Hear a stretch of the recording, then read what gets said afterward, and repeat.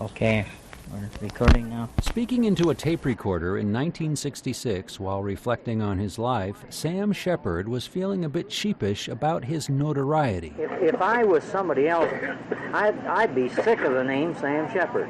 As he sat in front of the microphone, Sheppard recalled the events of the previous decade, the murder of his wife Marilyn, the subsequent criminal trial that fingered him as the culprit and sent him to prison, the U.S. Supreme Court judgment that overturned his conviction, citing prejudicial pretrial publicity, and the second trial that made him a free man. There was no proof of my guilt. There is no proof of my guilt.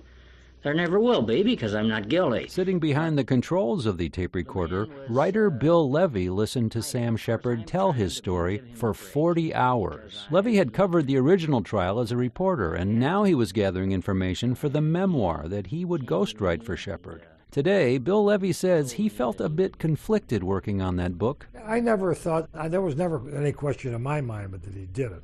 Their book, Endure and Conquer, quickly became a bestseller. The public just couldn't get enough of Marilyn Sheppard's unsolved murder, the mystery further enhanced by her husband's well-publicized dalliances with other women. Sex, beautiful people, murder, lies, everything that you needed. I mean, you couldn't make this stuff up. The Sheppard story has been told in several nonfiction books over the years. It was also said to be the basis for the popular 1960s TV drama The Fugitive, about a Midwest doctor accused of murdering his wife. The lead actor was the soulful-eyed David Jansen, playing a man on the run from the police and in pursuit of the real killer. My picture's in every police station in the country. I found my wife beaten to death. I was convicted. In 1993, an equally popular film version of the story was released, starring Harrison Ford as the wrongly convicted doctor. The creators of The Fugitive always denied any connection between their story and the Sheppard case, but Cleveland State University law professor Patricia Falk doesn't buy it. It's hard to believe that the case didn't, in one way or another, influence the series. It has leaked into our popular culture. I remember watching that series growing up and being fascinated. Is he ever going to find the person who did it? And isn't that what we all want?